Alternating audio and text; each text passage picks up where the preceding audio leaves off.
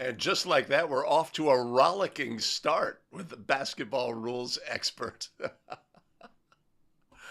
Oh, might as well get going right out of the box.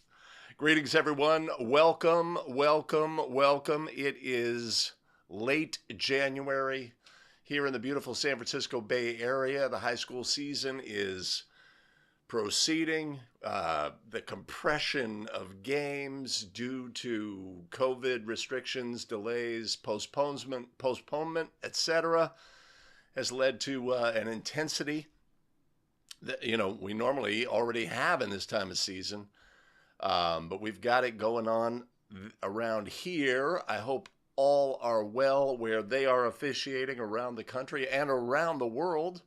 Greetings. Greetings. The Zooch is in the house and made the correct call on today's show. We want to get things going today because we've got work to do. Let me just put it that way. Just work to do. My tech team and I have been working hard on the show, getting things worked out so that we can. Yeah. Let's see if I can do that. And we'll have a very smooth show today. Technology will not be an issue. I've got an elite crew here working the game with me. Gary, do we have a streak? I don't even know if I hit it.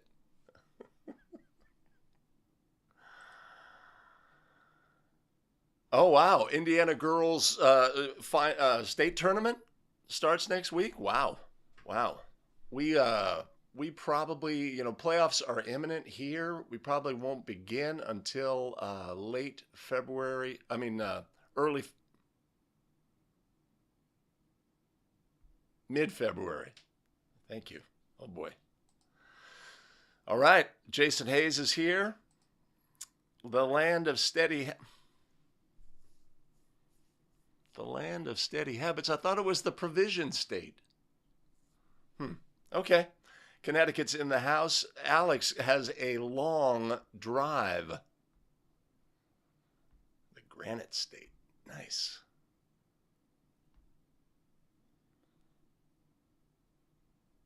Let me just check in.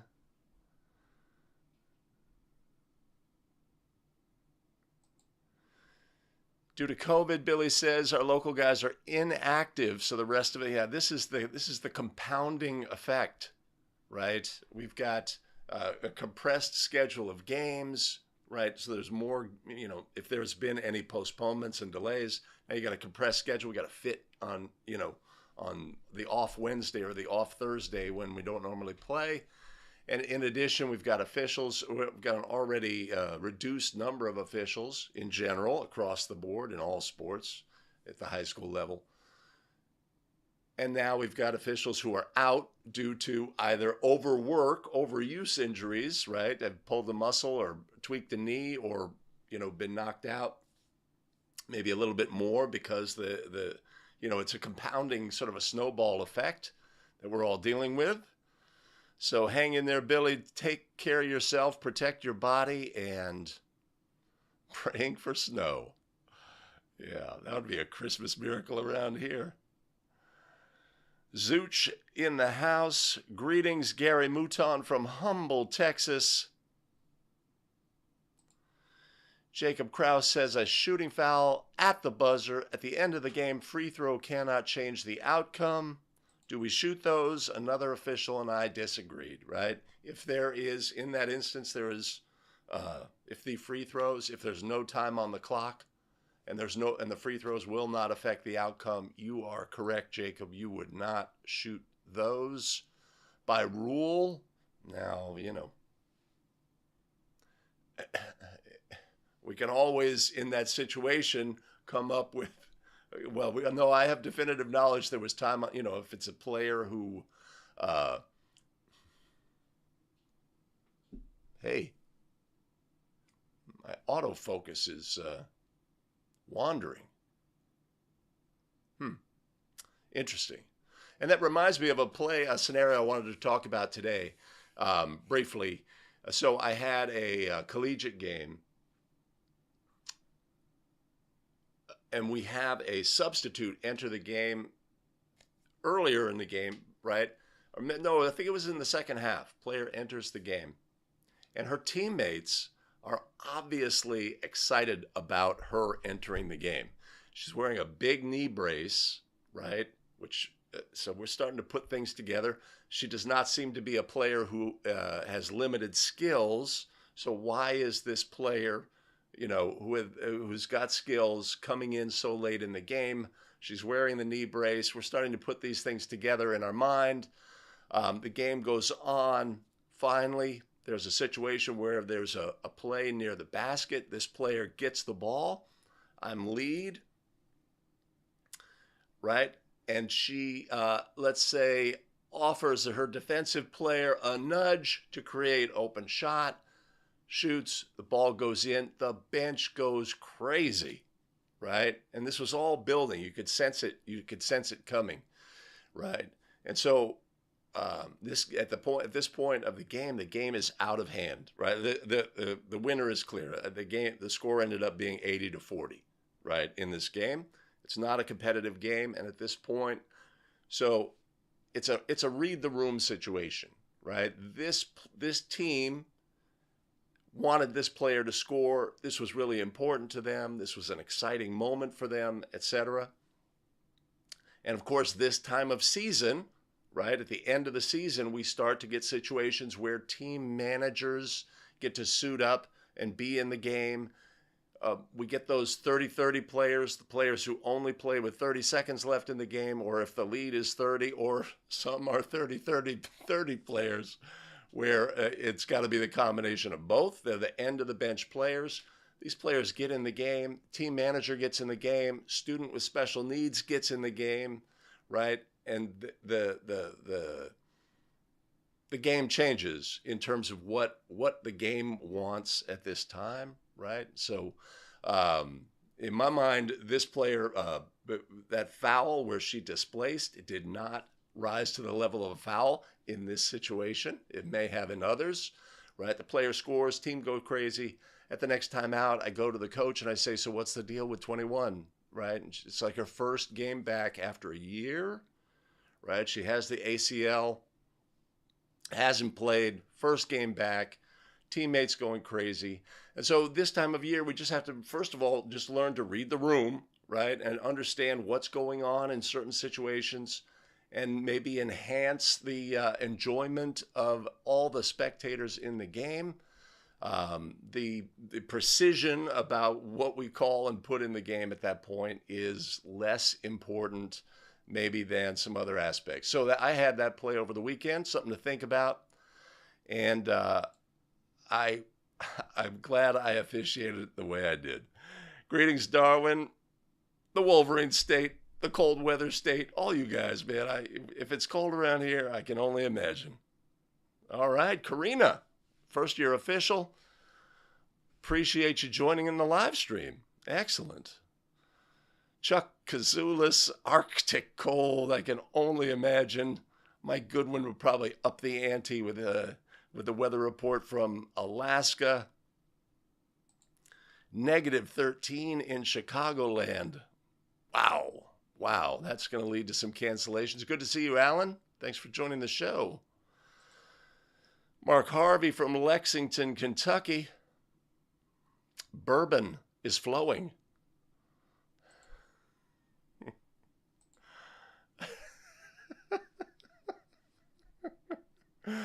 A different breed in Alaska. Oh, wait, Dr. Phil is from the bourbon capital. I don't know the differences. Rochester, Minnesota, 17 below, wind chill of 31 below. Amazing. I don't know how you guys do it. All right, Karina in the Alabama area. Great. I think the channel offers a lot for young officials. And uh, obviously, like we like to say, first year officials, so much of what we do is just like, where's the gym? Who's my partner? How are we going to work together? You know, whether I get the block, I've got a refined way to officiate block charge plays, or, uh, you know, the subtle nuances of calling the game. Sometimes those become less than just like, let's get in and get through the process, all the processes involved in the game, right? The pregame, the when we come out, the unusual things, I've never seen that before, etc. So hopefully we've smoothed your way for you, Karina, and I thank you for joining the show today. Stan Bickler joining in from Pittsburgh. I'm sure it's warm and sunny there. Wait, I've got the ability. I'll start putting a temperature. We're usually this time of the morning. It's here at 7:18, 7:19 in the morning. This time of morning where I live, it's relatively cold for the Bay Area. Sometimes in the 30s. We can sometimes dip down below 30, but very rarely much lower than 28, 29. And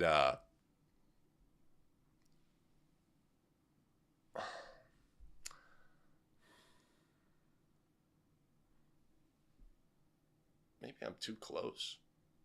I'm going to lean back a little bit. Okay. Wow. Billy has a very solid knowledge about a lot of things.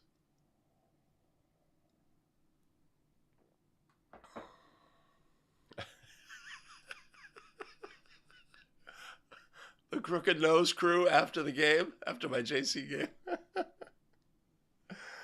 Oh, tremendous. Hey, let's move on to the rundown. I think. Oh. Well, that was cool.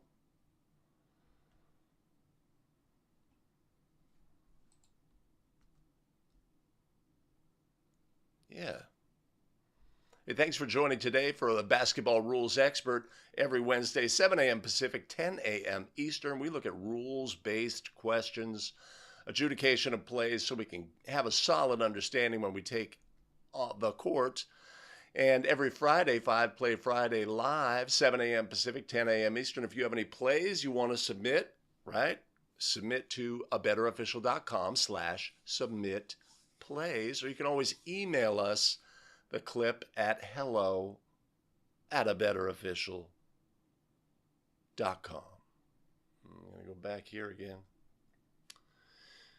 If you are new to the show, put your voice in the game, jump in the chat, let us know where you officiate from. I'd be pleased to meet you. If you're new to me, my name's Greg Austin with A Better Official, and we craft video to help basketball officials get better and take control of their officiating career.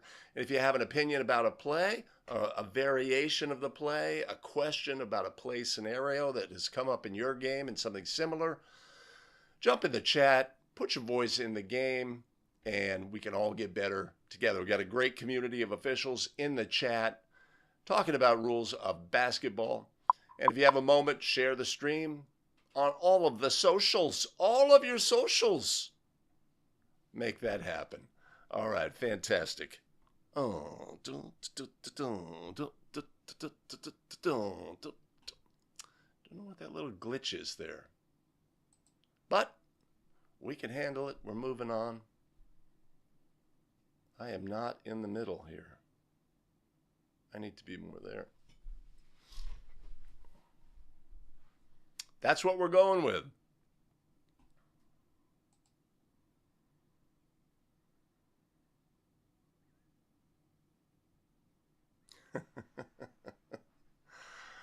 Right. So, we get the when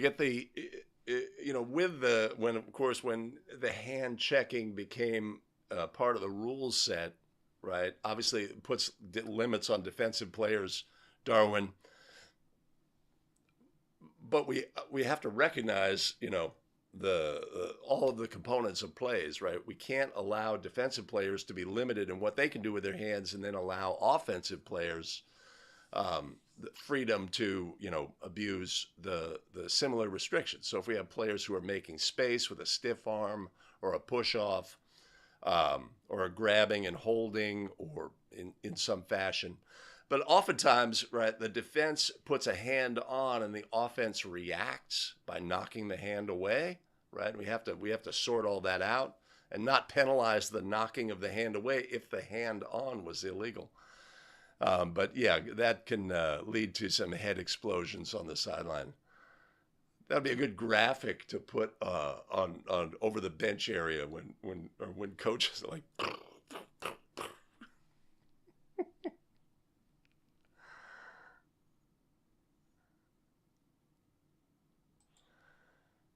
Yeah, only limited NBA scoreboard.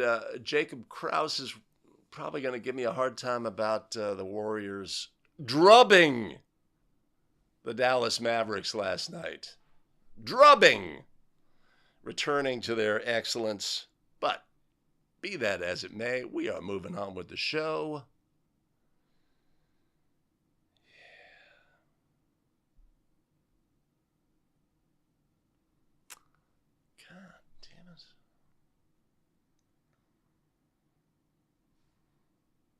Hey, Chris Janish is in the house. Good to see you, Chris. Okay, I think I'm ready. Oh, God damn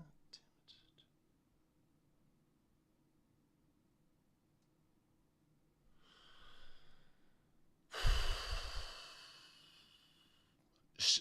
As the season progresses, staying sharp with the rules of National Federation of High School Basketball rules. Today, let's look at 10 questions to stay sharp. Let's get started right now.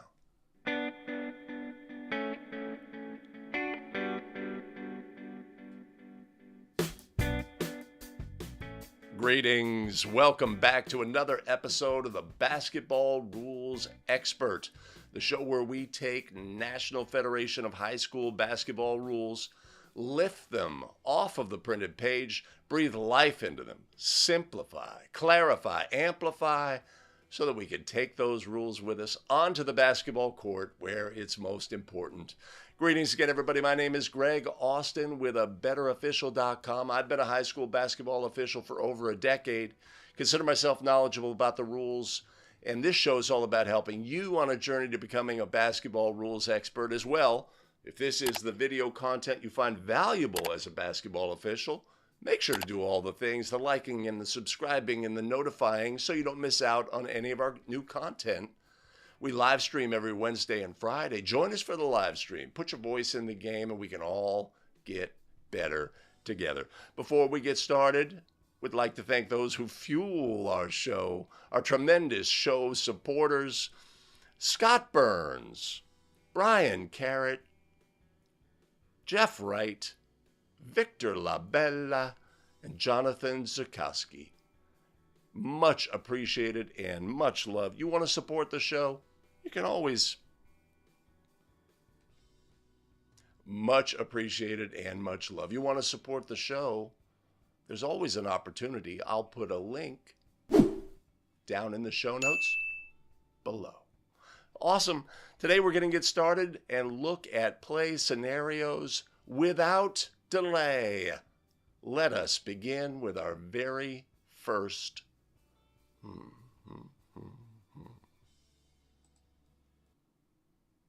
Right. I better make sure I'm in the right place.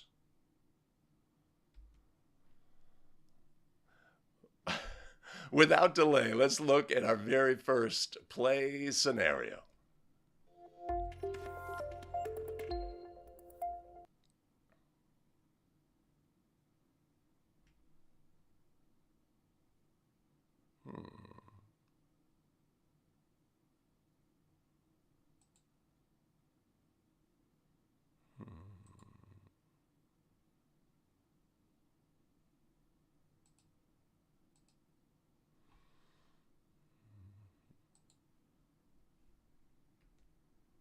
Without delay, let's look at our very first play scenario.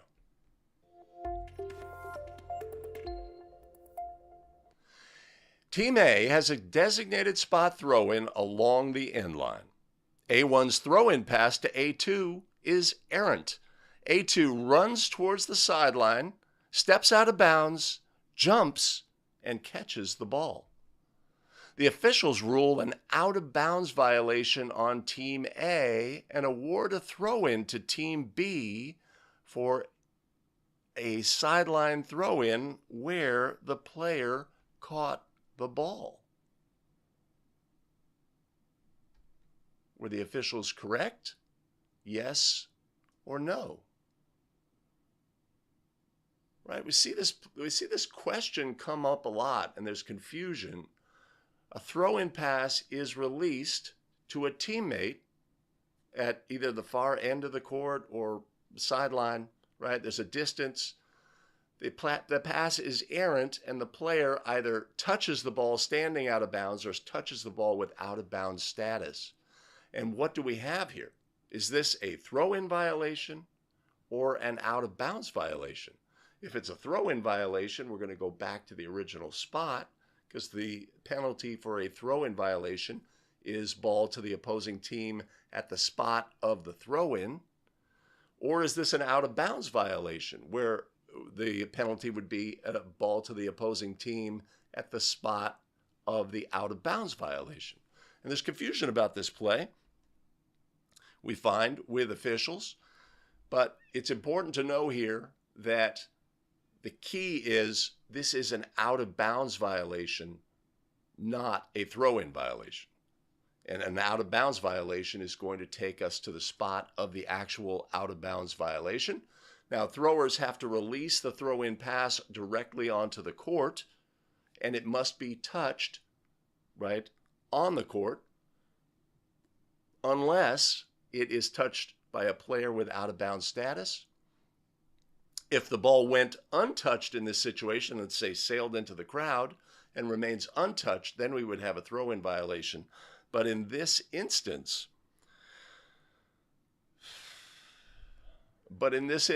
where the officials ruled an out-of-bounds violation, were our officials correct? Yes or no? Yes. Yes, they were.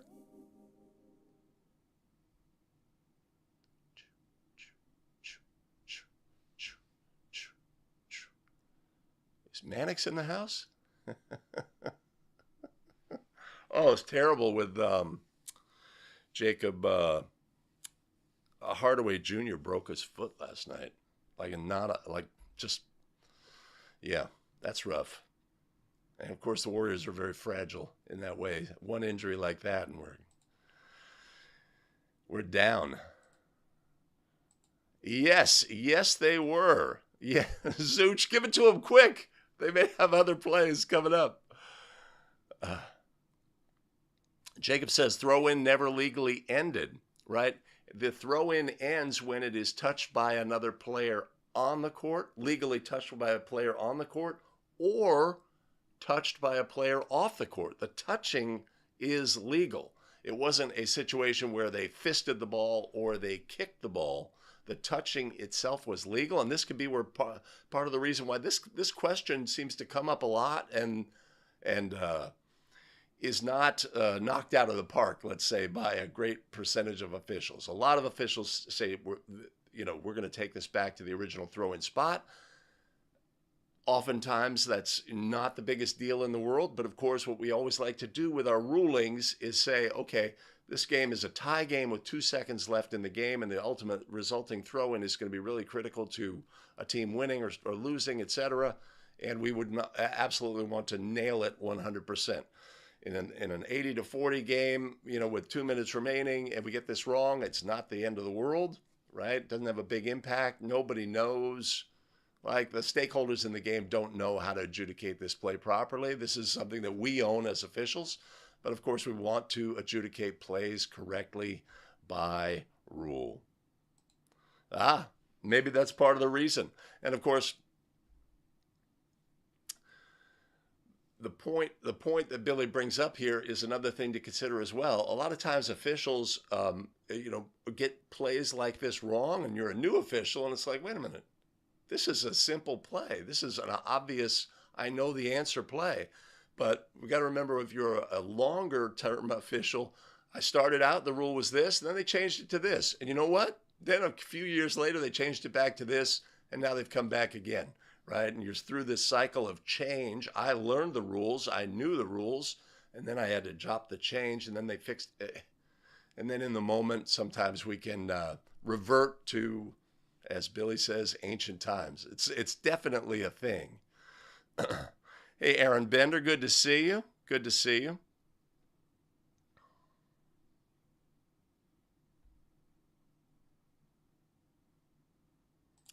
Jacob, I don't know the distinction here.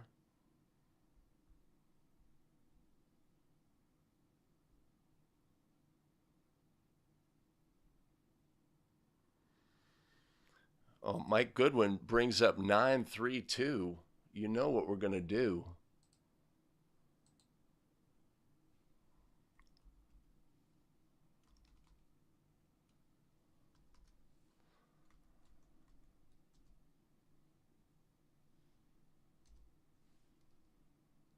Oh, come on, man.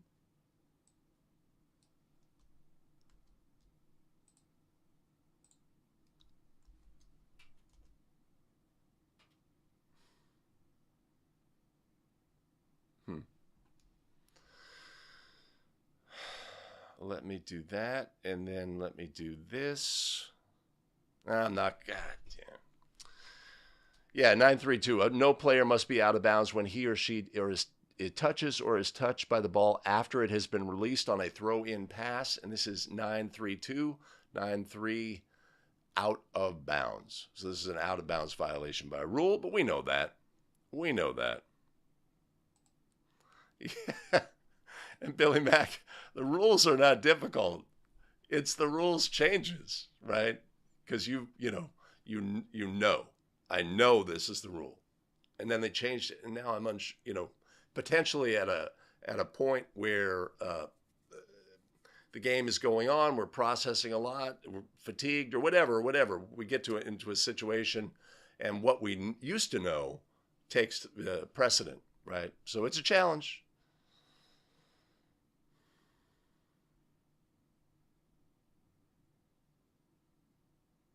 All right, cool. So I'm going to do that.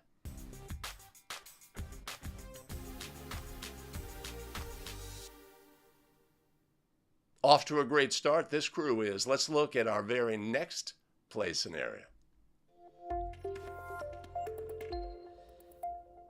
A1's try enters the basket and gets stuck in the net. After a second or two, A2 reacts by contacting the ball so it will pass through.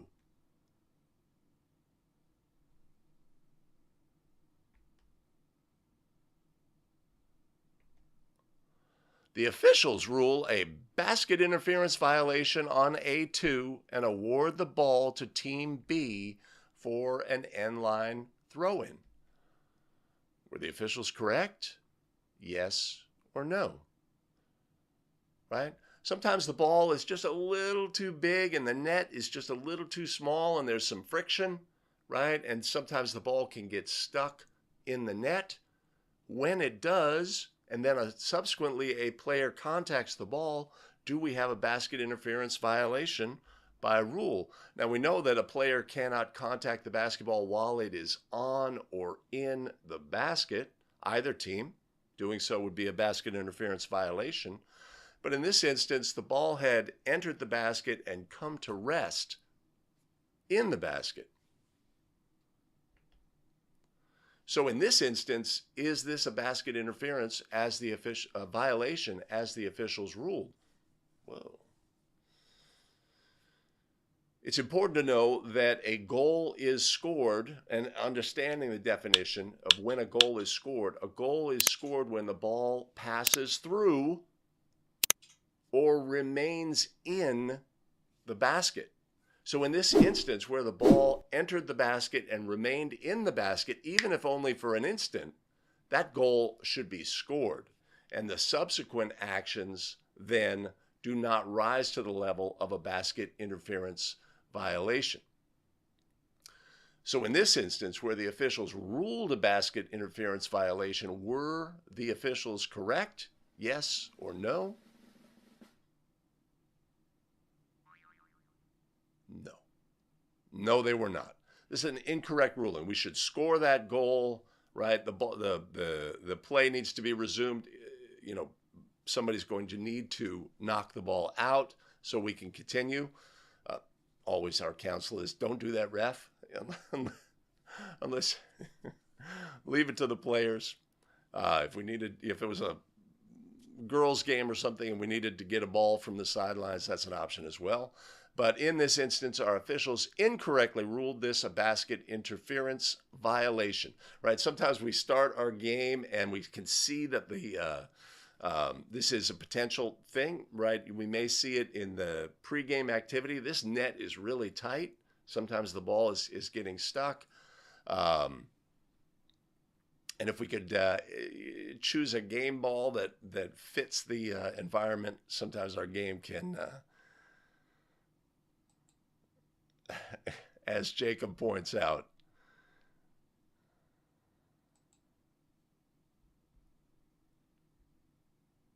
okay, all right. So Billy says the officials should have ruled the ball dead as soon as it became stuck, and they didn't. Live ball, basket interference. No, I'm not. Yeah.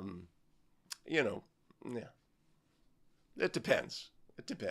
Doing a JV girls game, maybe none of the players can reach the net. I don't know. Billy, I'm going to disagree with you on this. I think the ball became dead when it got stuck, and that the absence of a whistle in that instance does not affect that. As we know, in National Federation of High School Basketball Rules Fundamentals, is the official's whistle does not necessarily make the ball dead. The ball may have been dead before the whistle, or usually dead before the whistle, or something like that. If I had an overlay, I could put that up.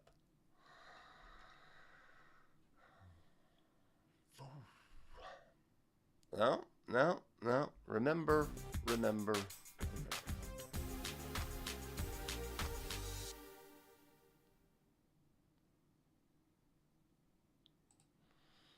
Billy comes back. Ball was already dead. I think that is the correct ruling on this play, right? And that's great language to use if, the opposing coach in this instance sees the player contact the ball and, yeah, he can't do that, right? Coach, the ball was already dead. That goal is scored, right? Good language to have in that instance. All right, let's move on to another play scenario.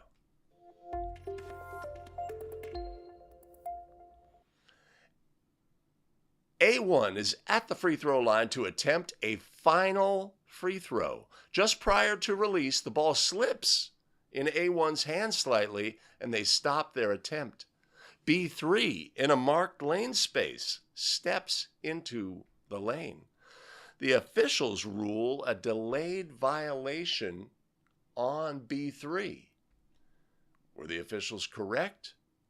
Yes or no? Right?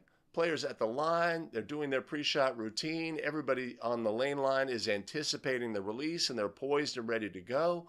Player begins their throwing motion, but the ball slips inadvertently, right, affecting the timing of the play, and an opponent of the thrower enters the free throw lane line, enters the lane prematurely. The officials rule a delayed violation on B3. Well, that really does not sound very fair, right? We know that a thrower is not allowed to fake a throw. They are not allowed to and draw the opponents in. Faking is illegal. Faking by players in the lane. It's a starting line situation. Everybody's at the line, ready to go. They want to beat the other player into the lane, etc. There's a pent-up energy, right? And then on the release, then people are free to go, right? And anything that affects that timing of those players can cause them to violate And we know that a thrower cannot fake, but did our thrower fake in this instance? No, they did not.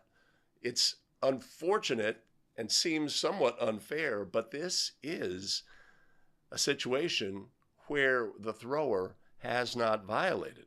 So in this instance where the officials ruled a delayed lane violation, were the officials correct? Yes or no? Yes. Yes, they were. This is a delayed lane violation by rule. It's unfortunate, unlucky, etc.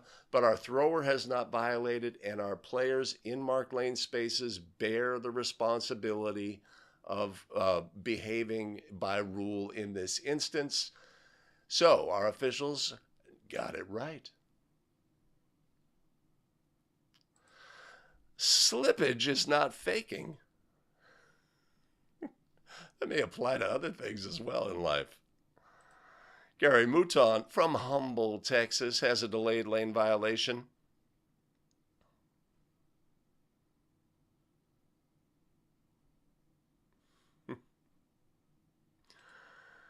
Keith is in the house.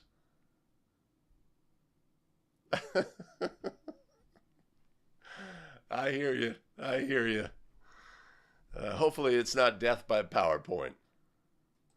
James Seymour has on the shooter. I assume the shooter bears the responsibility, but actually no in this instance.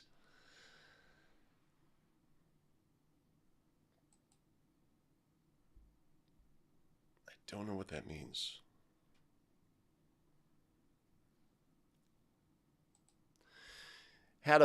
Jacob had a player come into a marked lane space after passing to the free thrower but hadn't reached them. Violation? Oh, excellent. I think the rules say when a ball is at the disposal of the thrower, but disposal being given or handed. No, disposal in Rule 4. If I had my overlay, disposal in Rule 4 is to find a player having the ball after it being handed to them, or after it is bounced to them, catching the ball. So in this instance, and this is not an unusual occurrence, Jacob, right? We've got a player, we release the pass.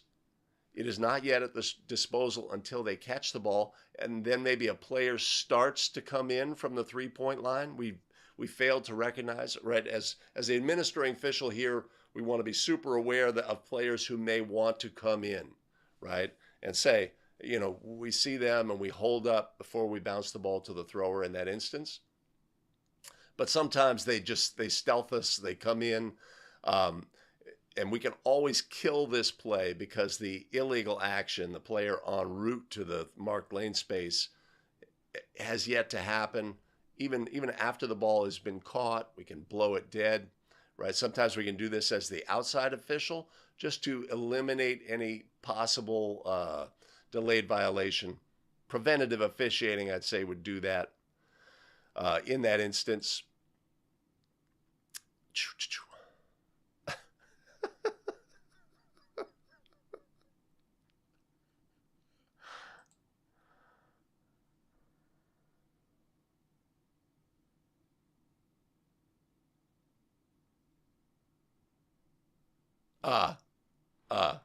yeah, gotcha. Awesome, cool. We're rolling. The show is moving. We are going to keep a brisk pace today.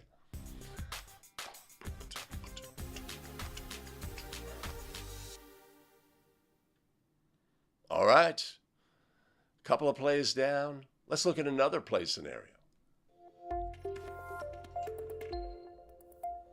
Team A has the ball in the front court. A2 and A3 set a screen near the end line.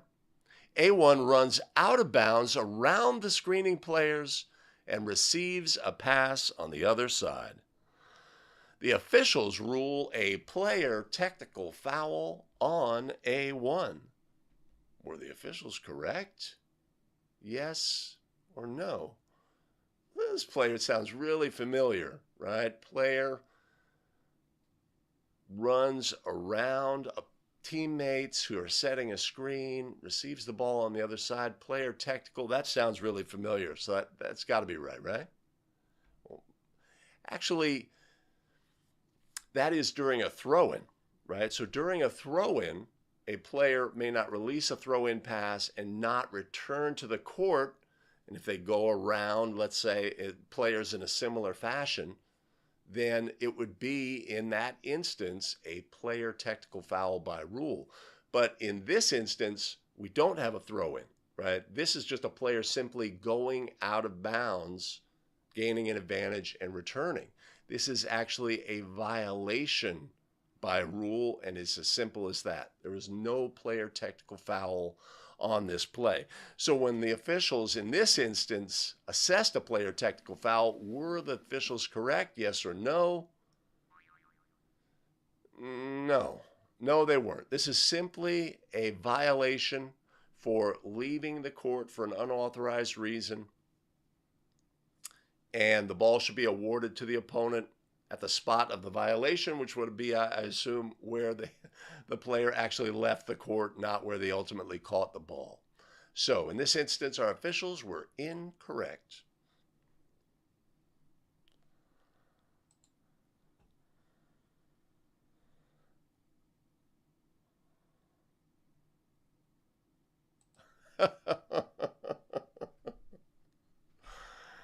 Alex quoting Meatloaf, recently deceased, R.I.P. 2 out of 3 ain't bad.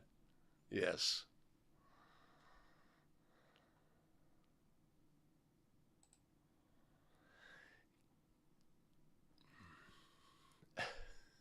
Keith has a violation. This is a violation by rule. Give me 1 second.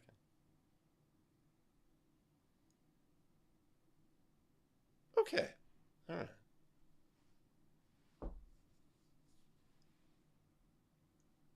Interesting.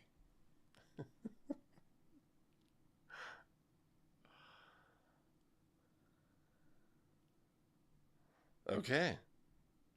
We're not dawdling around.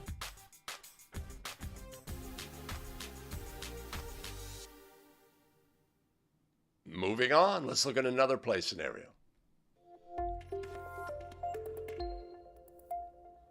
A1 is fouled by B1 during rebounding action. The players then go face-to-face and double technical fouls are called. The original foul by B1 was the team's 10th foul. The officials report all fouls, then resume the game with 2 free throws by A1 with players filling marked lane spaces. Were the officials correct? Yes or no? Right? So rebounding action, a player is fouled. It is the 10th foul on the opposing team. This player would be awarded 2 bonus free throws by rule. But after the foul, 2 players go face-to-face and are assessed a technical foul each. A double technical foul is ruled. So in this instance, the officials said those 2 penalties, quote unquote, offset, and we're going to resume the game with those bonus free throws that were merited free throws. So in this instance, were the officials correct? Yes or no, right? If there's anything that we could take with us onto the court, double technical, double foul, double flagrant, double always means resume at the point of interruption. On this play, the point of interruption was player being fouled and being awarded merited bonus free throws. So the officials in this instance adjudicated the play correctly and said we're going to report all the fouls, the original foul that led to the bonus free throws, the player technical fouls, which go against the players, go against their count towards 5 towards disqualification, go to the team fouls towards bonus, etc. And then we're going to resume at our point of interruption. The point of interruption on this play was awarding of 2 merited bonus free throws. So in this instance where the officials made that ruling, were the officials correct? Yes or no? Yes. Yes, they were. Yeah. Yes. From the frigid confines of Maine, Chuck Kazula says, yes, Chuck is correct. We are going to point of interruption. Keith is correct. Dreading that meeting he's got to head into. Is this a true story? A font. Philly Mac is a font of information of various sorts. It's always funny to see, sometimes we see celebrities, singers, performers, obviously basketball players, football players, etc. We get their kids in our games, right? It's always interesting to see them, out of context in that fashion. Oh, uh-oh. Rum-bum-bum. I can do that.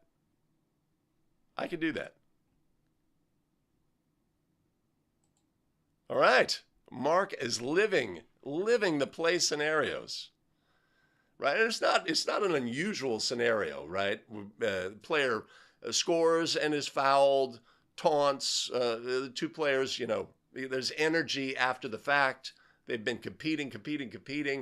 At a moment of frustration, right? There's a back and forth. Super, super common.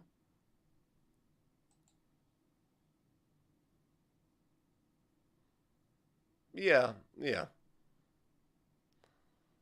In and of itself, two players looking at each other, that may be a situation we can't, or a little mean mug action.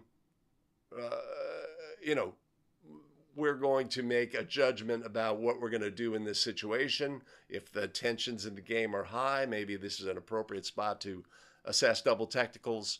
If this is a situation where teammates can quickly come get their players and they can think better of the situation. But obviously it's, there's tinder. There's tinder and a flame nearby, right? So we've got to manage that correctly.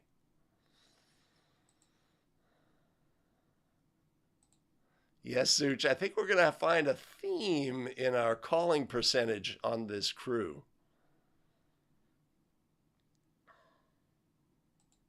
So, Jacob, the cancels out is language that we can use. Let's say, offsetting, right, which I think comes from football, but it's not part of the language of high school basketball, right? What we have is a double technical foul. A double technical foul is never results in free throws, always results with a resumption at the point of interruption, right? In a way, where this is canceling out or offsetting, but that's not part of the rules language. All right. Oh, okay, Sush. Either way, you're telling me I made a mistake? I'll buy that completely. Without fail. I'm fully aware. All right.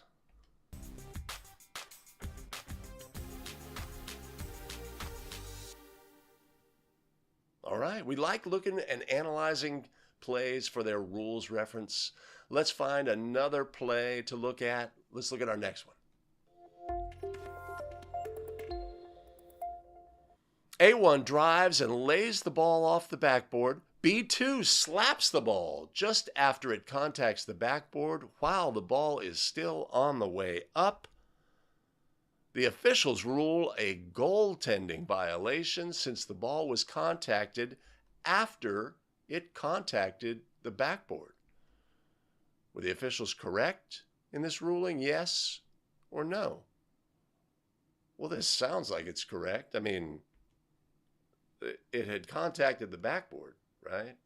And then the player contacted it. I mean, I've heard over and over again that the ball can't be contacted after it contacts the backboard. I've heard that. But in National Federation of High School Basketball rules, This is not a goaltending violation. If for the ball to and the distinction, it's important why people think it is. The distinction is that to have a goaltending violation, the ball must be on its downward flight, have a chance to go in, right? Perfect. This ball was still on its upward flight. It may have had a chance to go in, but since it was on its upward flight or was not yet on its downward flight, we cannot have a goaltending violation by rule in National Federation of High School Basketball rules. The key distinction, the thing to understand, is at other levels, NBA, NCAA, right, this would be a goaltending violation. And who watches, the games at that level? All of the stakeholders in the game. This becomes an everybody knows rule. But the distinction is that at those rule sets, they say once the ball contacts the backboard, then by rule, it is to be considered on its downward flight, right? But there's no such restriction in high school rules. So in this situation where the officials ruled a goaltending violation, were the officials correct? Yes or no? No. No, they were not.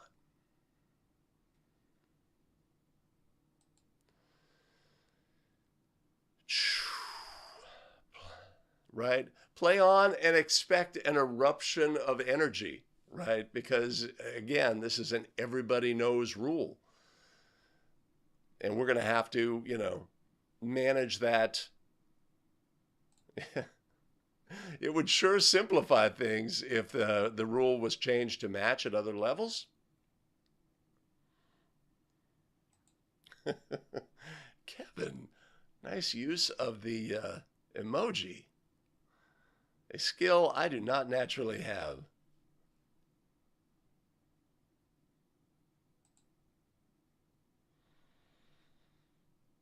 Yes, women's NCAA is the same as NCAA men's. All right, Alex.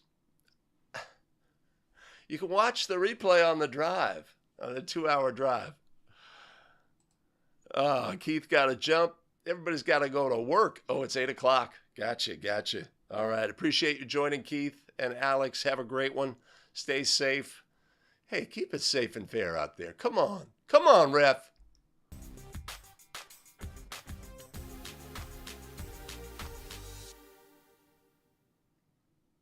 Next question. A1 is disqualified for receiving a 5th personal foul. Later in the game, A1 re-enters the game as a substitute. The officials recognize it at the first dead ball after A1 re-entered the game. The officials rule a direct technical foul on the head coach of Team A. Were the officials correct? Yes or no? This is a really unusual situation, right? Player's disqualified, coach, that player has 5. And then later in the game, they return, they re-enter as a sub. We don't recognize it when we bring them in. They play, they participate in the game, and at some point, the officials are notified or recognize that the player has re-entered the game, and that player was disqualified. The officials recognize this during the dead ball and assess a direct technical foul on the head coach. Is that the appropriate ruling in this instance? By rule, this is the correct ruling. If a player is disqualified and then participates further in the game, that responsibility for that player is the responsibility of the head coach. This is a direct technical foul on the head coach by rule. So the officials would assess the technical foul, replace that player who was ineligible to participate, administer the technical foul free throws, and resume the game from there. And of course, the coach would have lost at this point their privilege to stand and coach their team. So in this instance, where the officials assessed that direct technical foul, were they correct? Yes or no? Yes. Yes, they were.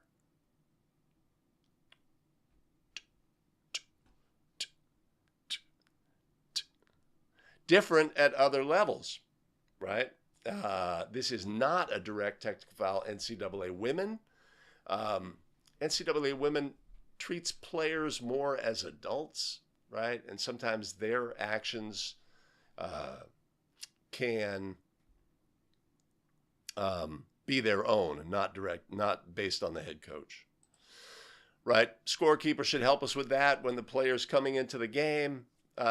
Certainly, you know, if they're part of multiple players entering the game, etc., easy to miss, right? Easy to miss.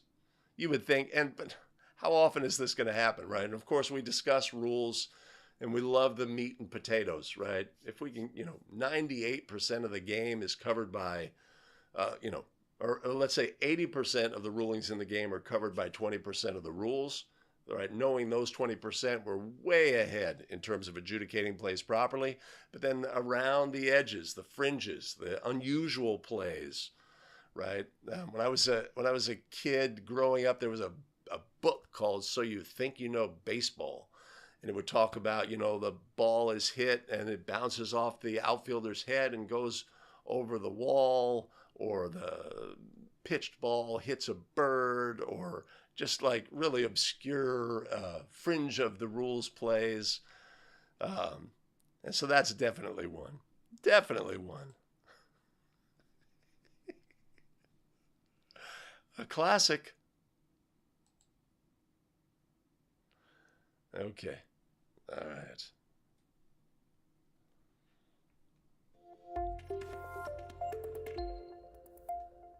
That was an incorrect ruling. Hey, wake up, tech team. Ay. All right, another play scenario is on tap. Let's take a look.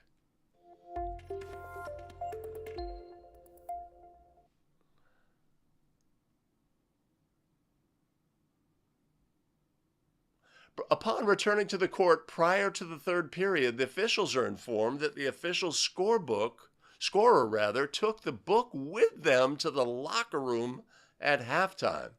The officials rule a team technical foul on the home team and begin the third period with free throws.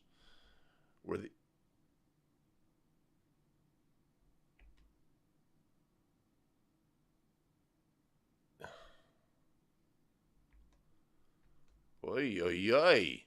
Wait a minute.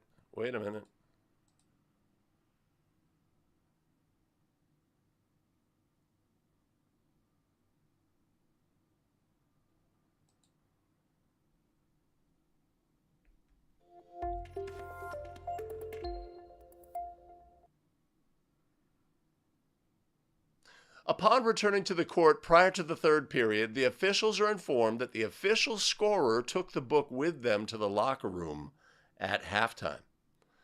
The officials rule a team technical foul on the home team and begin the third period with free throws. Were the officials correct? Yes or no? Great scenario, one that brings forward a lot of different aspects of officiating. Right? Where have we been? We have been in the locker room for halftime. We come out, right? We're used to that energy, etc. We're going to get reacclimated with the environment, make sure everything's ready to begin the third period. And we get notified that oftentimes the opposing coach or the opposing scorer, that, hey, they took the book with them to the locker room at halftime, right? So the home team supplies the scorer. Sometimes that scorer is closely affiliated with the team, and they went with the team and they brought the book with them. Now, we're sort of punched in the nose, as we like to say, by this play scenario. We were ready to come out and officiate the game, but I wasn't ready for this. This is like, how do we handle this situation by rule, right? And there's case play that supports this. In this instance, this is an illegal activity, but it is an illegal activity that has no penalty.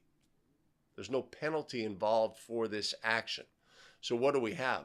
We have a potentially compromised scorebook, right? In this instance, we would want to have our visitors, right, ensure that we have accuracy of the scorebook. This could have been an innocent mistake by the scorer, right? They just went with the team and they grabbed the scorebook and brought it with them. They didn't know they weren't supposed to, right? They made no changes. Nothing is incorrect, right? But we need to entertain the option in this instance if we do feel there's any issue with the correctness of the book, to then adopt the visiting scorekeeper as the official book. We have the opportunity to do that. We could also just inform the coach, that is illegal activity. Don't do that again, right? We can't have that, etc. So in this instance where the officials assessed a team technical foul for this action, were the officials correct, yes or no? No. No, they were not. This is a restriction without a penalty, right? One of many in National Federation of High School, right? A team must have a solid division line on the court. That is required. In the absence, like sometimes the logo, there's no division line going through the logo on older courts. Is there a penalty for that? No. The official scorer must wear a striped shirt. In the absence of the scorer wearing a striped shirt, is there any penalty for that? No. No, there is not. So it just falls into that category of rules.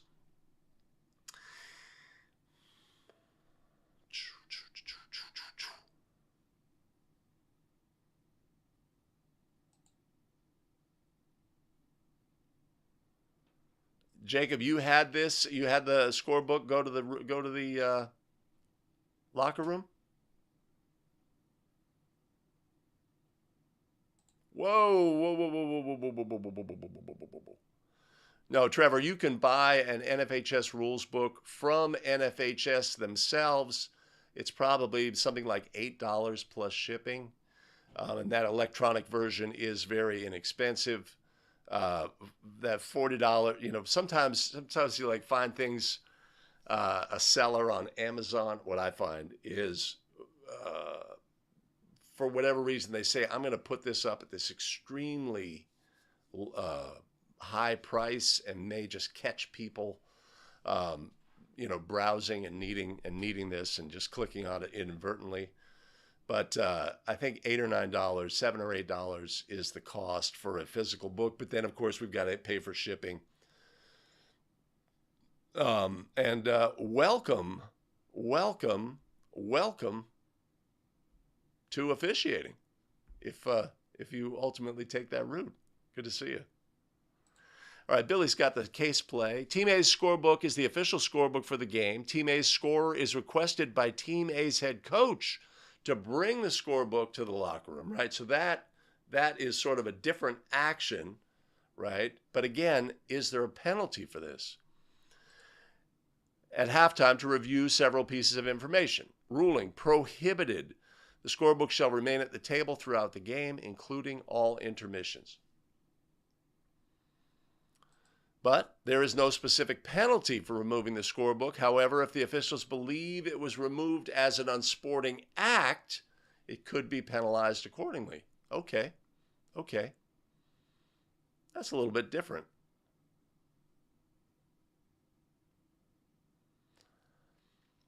I guess another question would be, is that head coach allowed at the end of the second period to go to the table to look at the scorebook by rule? That's a bonus question.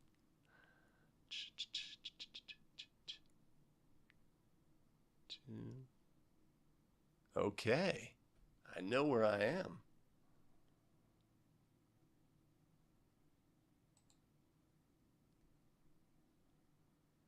Great to have you on board, Trevor. Appreciate that.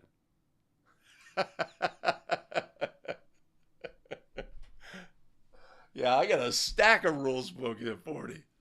A stack of them.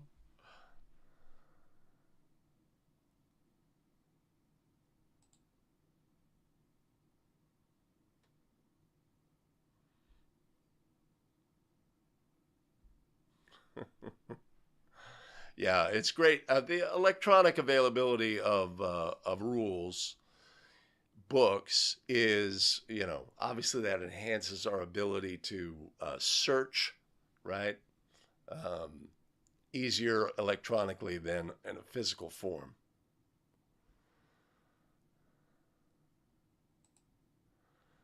Yeah, exactly. They are not allowed. Their assistant coach is empowered to go interact with the scorekeeper as well. I'm going to put that in there.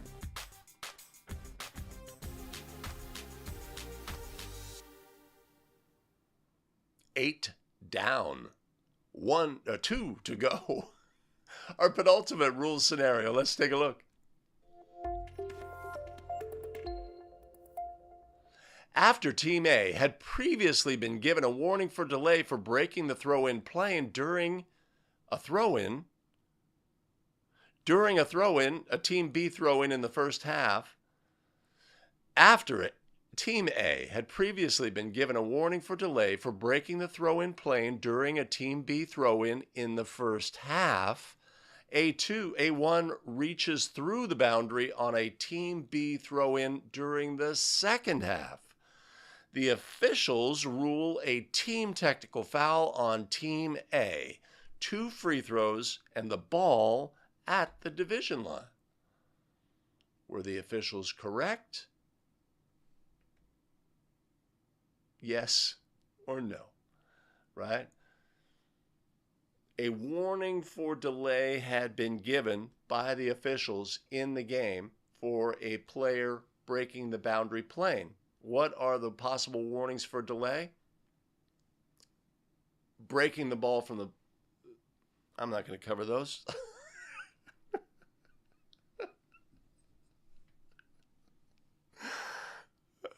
Why? Because I can have a brain fart. So the warning had been issued previously in the game, and then a subsequent action that would rise to the level of a delay of game warning occurs again, right? This results in a team technical foul by rule. The penalty for a team technical foul is 2 free throws. Any player or eligible substitute may attempt those free throws, and the play resumes with a division line throw-in opposite the table. So in this instance, when the officials ruled a team technical, were the officials correct, yes or no? Yes. Yes, they were. Right? Right.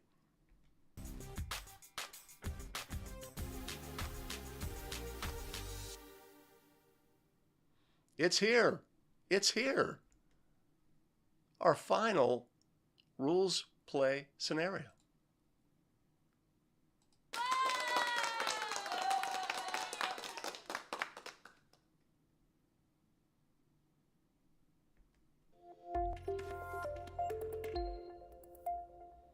Team A has a non-designated spot throw-in along the end line.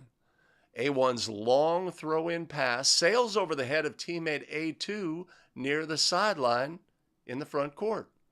The officials rule an out-of-bounds violation on Team A and award a throw-in to Team B for a sideline throw-in.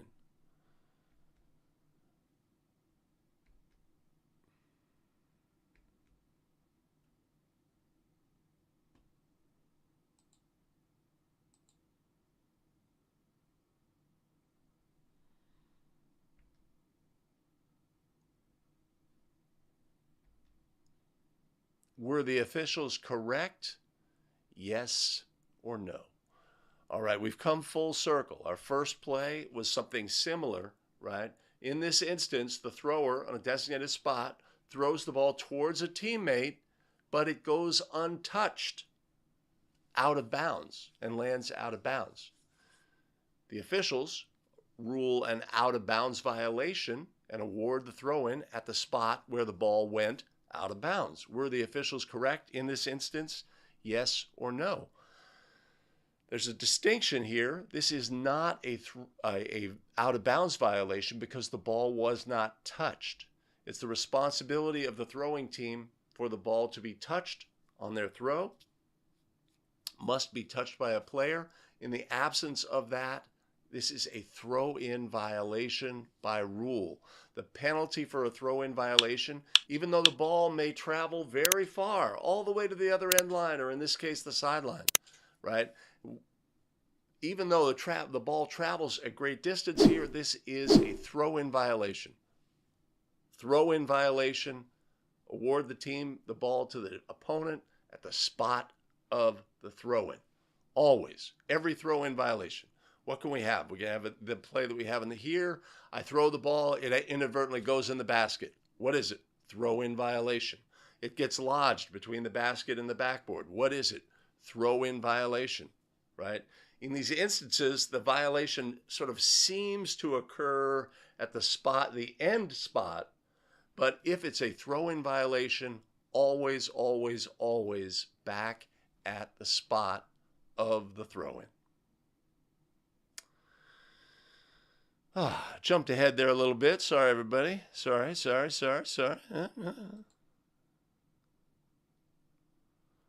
Call delay.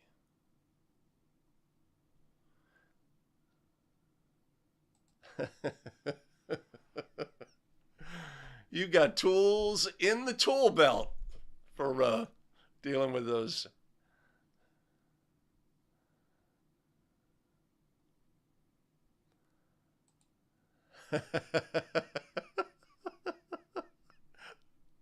It's a push.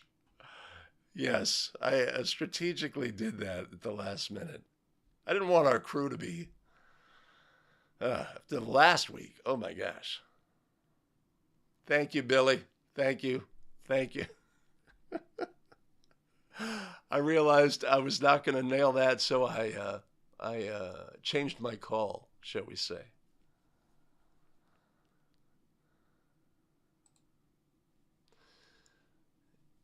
End line because it was a throw-in violation, right? Because remember on our first play, Kevin, there was no, let's say our player is out of bounds when they contact the ball, right? There is no possession. They don't catch it. They just deflect it, but they were already out of bounds. It would still, in that instance, it would be an out of bounds violation, right? It's not possession necessarily that's key. It is the fact that it is a throw-in violation for not being contacted, for the throw-in pass not being contacted. All right.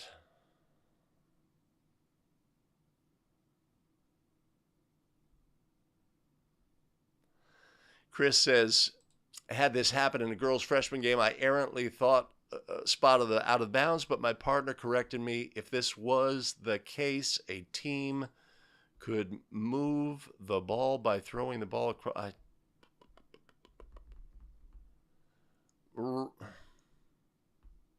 What? Yeah, well, I'll go to the first part. It's easy for our brain to say, oh, the violation occurs here where the ball is, right? Because the violation doesn't occur until something happens with the ball, right? So it's easy for our brain to say that, but good crew officiating on that. Awesome.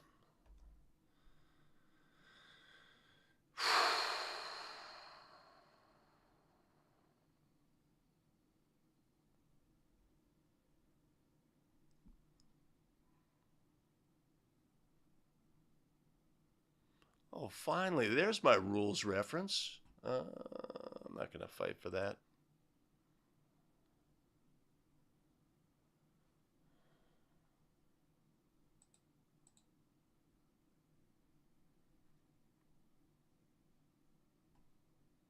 I'm not going to fight for it. All right. Thank you for joining us today on the Basketball Rules Expert. If this is the video content you find valuable as a basketball official, now's the time. Do all the things. Hit like. Helps get us the video in front of more basketball officials. Subscribe and notify. Join us for the live stream. We live stream every Wednesday and Friday. Put your voice in the game, and we can all get better together. Allow me to thank our tremendous show supporters: Scott Burns, Brian Carriage, Jeff Wright, Victor Labella, and Jonathan Sukowski. Much appreciated and much love. If you want to support the show, you can always head to abetterofficial.com/coffee. There's a link in the show notes below, and I'll put one up above. Awesome. We have additional video content available for you here. I've made this choice. YouTube made this choice. You make your choice. We'll see you in the very next one. Take care.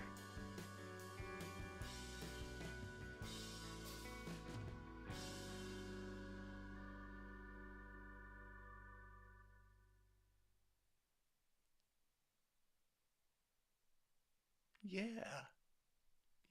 Getting better at that end. Boy. So I did a better job today with the transitions. Always the hardest part of the show. Let me do this.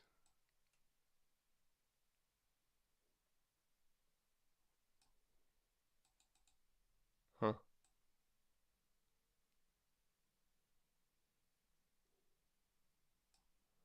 Okay. All right.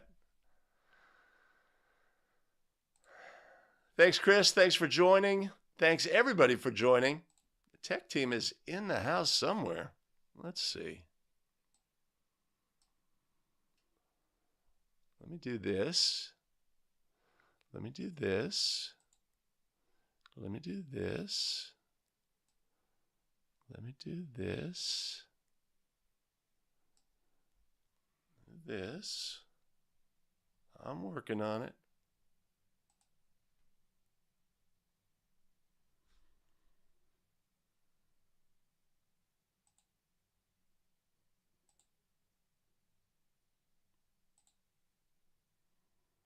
Yeah, the tech team's around here somewhere.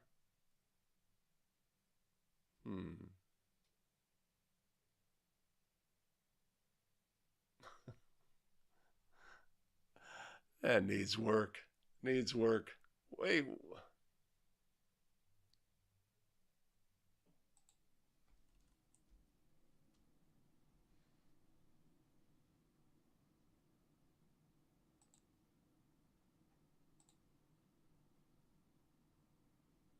Hold on.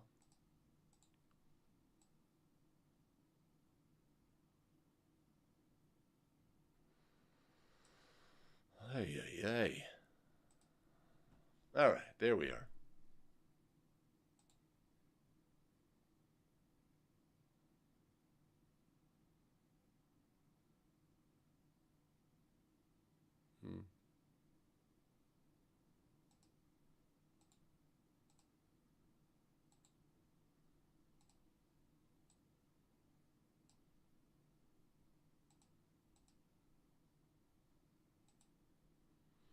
There we go.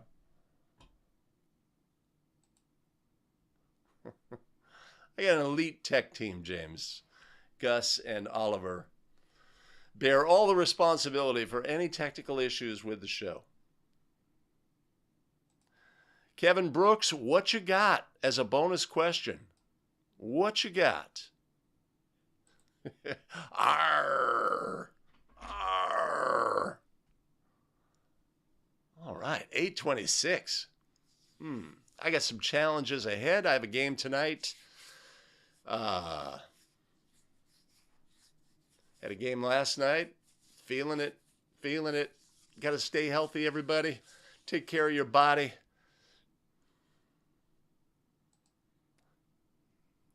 We're waiting on Kevin's bonus question.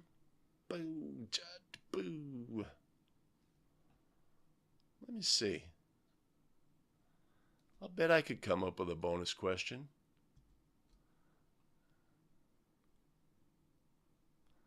I'd have to do...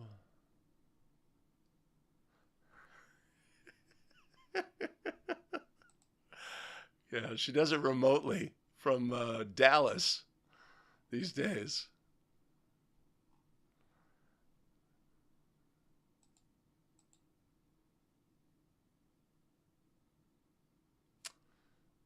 Go bonus question.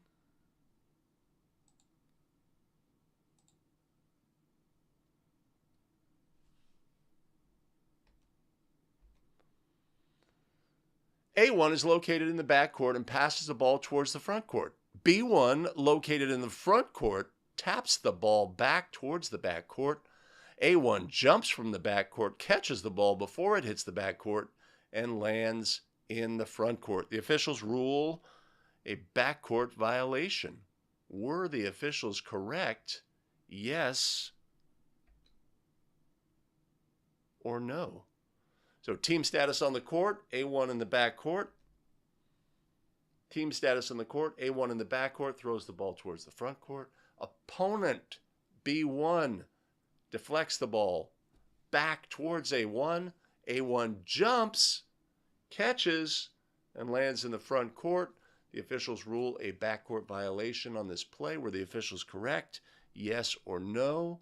Right? Key component here is, remember our simple formula, last touch, team control on the court, last to touch in the front court, first to touch in the back court, and then we apply any appropriate exceptions. Who was the last to touch in the front court in this instance? The opponent, not the team.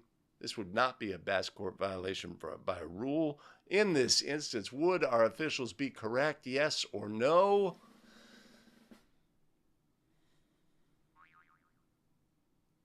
No. No, they would not. Easy to imagine, though, this play scenario, like the processing on it being a thing. Ay, ay, ay. Ay, ay, ay. Boy, yeah, sometimes I work with officials. I do not personally have a lot of availability for my assigners. It's just the way it is. Some officials I work with, either they're between jobs or they have a job that gives them availability, and they are available for those 3:30 and 4 o'clock games. Assigners, man, assigners love officials that have that kind of availability, right? Because that's the challenge. Most people don't. Yeah, I might do that, Trevor. I might do that. I could do with better technology. That was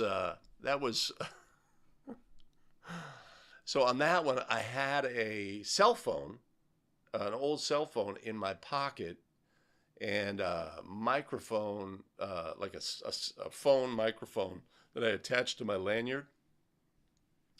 So the sound quality was not fantastic on that. So might do another one.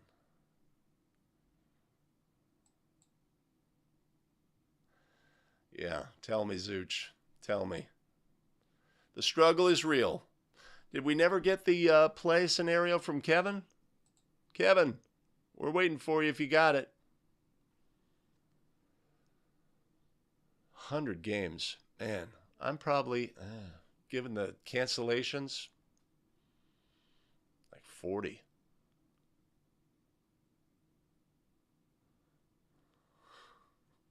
Here we go. All right, here's Kevin's play. Player A1. Let me do this. Let me do this. And let me do this. And I think this is going to stay put now.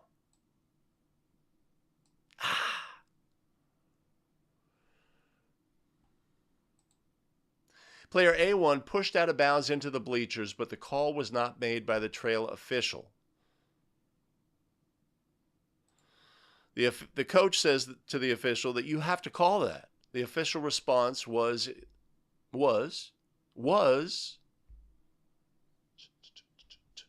suspense is killing me.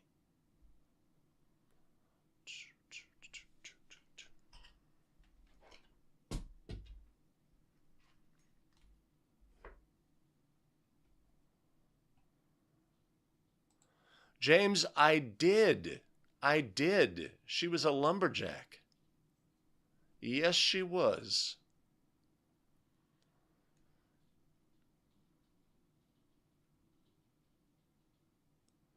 And she now lives in Dallas.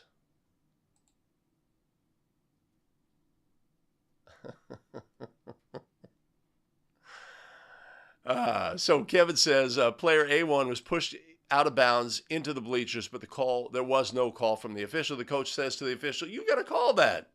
And the official's response was, it's just junior high. And the coach says to the official that you are ridiculous and gets a technical foul. I would say that's probably not our best response to refer to the level of the game, right? You know, something that we can always bring to every single game that we do is the energy that this is great. This is great. Opens it up, right? Because I respect the game. I respect the stakeholders in the game. I respect the fact that for these teams, this is the most important game of the night. They have been working hard, preparing, improving, etc., and want to compete in this game, and they are afforded that, right? The respect component in the game, right? What do we expect as officials? Well, you have to respect us, right? But it's all of the aspects of respect in the game of basketball, which are fundamental and should be demanded of all participants, respect and sportsmanship, right? And part of sportsmanship is respect, right? Is that it's a two-way street. I mean, you know, we can't respect you. Respect is earned, not given, right? And if we show that we respect the fact that this is the most important game of the night, right, then we can get that respect in return. So anytime that we give anything less than a full respect for the fact that this is the most important game for these teams and is not to be treated in any fashion less, you know, if we break that bond and show that disrespect for the level of play, then we have made a mistake as basketball officials, in my judgment. Was the official correct in awarding a technical foul? So if the official was unaware that they had... Sometimes we take actions as officials, or we say something, or we put a call in the game, and we expect maybe a heightened response from stakeholders in the game, right? So let's say I know I have put a foul in the game. It was not a good call. And we get a reaction from the coach. Am I going to have a short fuse on this, or am I going to give maybe more opportunity for that coach to have that emotional response, right? Now, there's going to be some things like you are horrible or personal attacks that we do not have that luxury, but we could have a response from a coach that we give them a little more leash on that in that scenario. Stop talking with your hands, ref. But if they say, if they make a personal comment that you feel rises to a level and don't feel you have that opportunity, then you can certainly, say, look, I have no, let's say the coach throws his clipboard in disgust or some such, then we just don't have any leeway. But we have to evaluate our as officials, how we got into that predicament.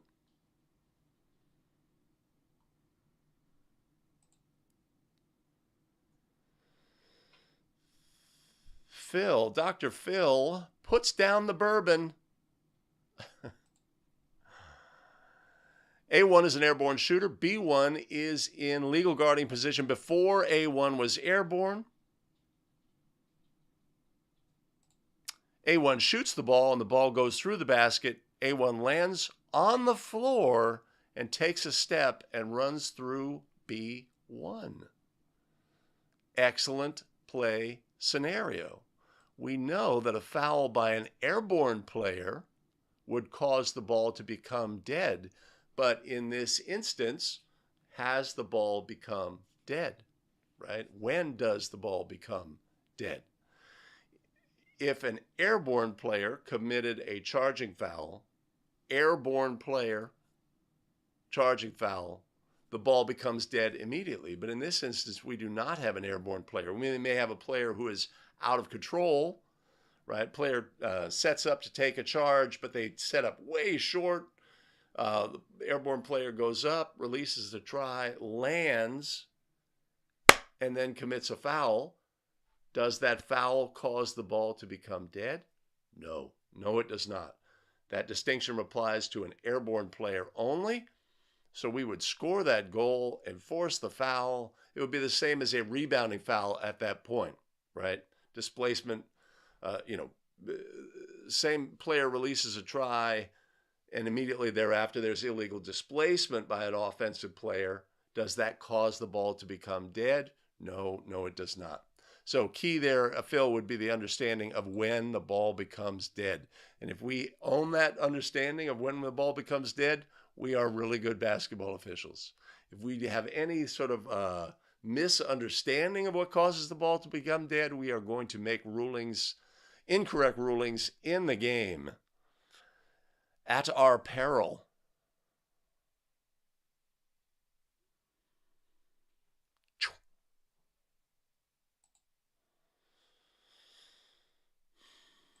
Zooch says, count the basket, assess the foul if team B is, and then, assess the penalty for that foul, whatever's appropriate.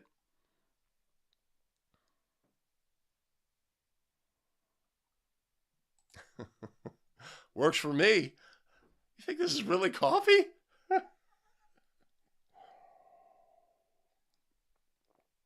I did a live stream into a...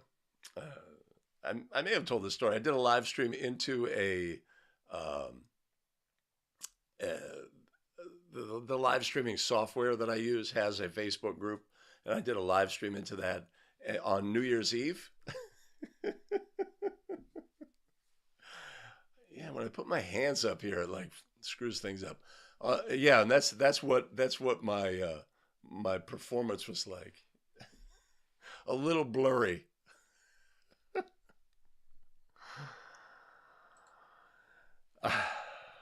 The ball would not be dead, Phil, when A1 runs, has illegal contact on B1. Take the because it's not an airborne. It's no longer an airborne player, right? So if we think,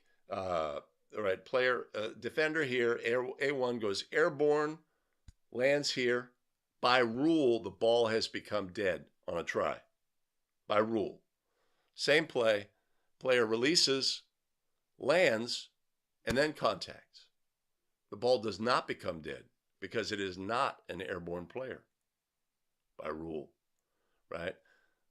Take the context away. This player just shoots, and two other players here, after the ball is in flight, teammate has the same displacing action. The penalty would be the same. So that is the key.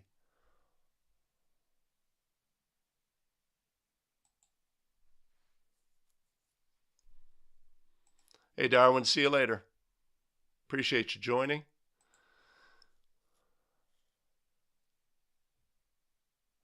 I don't see how that's a factor. Am I misinterpreting this question?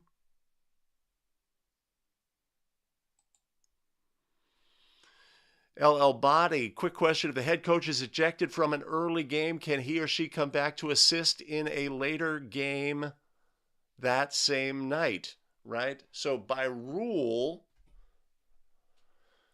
when a coach is ejected, they are disqualified from further participation in that game. That is the only restriction as officials. Now, we know that that penalty is probably going to come with it some sort of suspension that would prevent them from officiating in further games. But has that coach received that suspension? Right? That may be a process that is formal, that happens behind the scenes. So it really has no bearing on a subsequent game. So if, let's say, a JV coach was ejected in the JV game, and then for the varsity game, they appear as an assistant coach, is that legal? There's nothing that says that's illegal, because the responsibilities of game officials relate specifically to that game. If we disqualify a player for fighting, we know that they're probably going to have a penalty, but whether or not they have a penalty in a subsequent game has no bearing on us.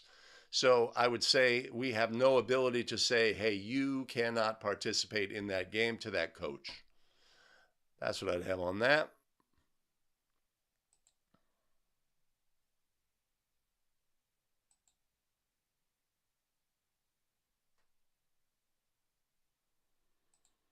Yeah, Zooch, that's what I have on that play. But I am not going to keep you any longer. I have some really important things I have to get to today. Again, I have a game tonight. So I will wish everyone a fond farewell. I hope you have a fantastic day, fantastic games. Stay safe. Take care of your body. Take care of your body. And we will reconvene on Friday for 5 Play Friday. Take care, everybody.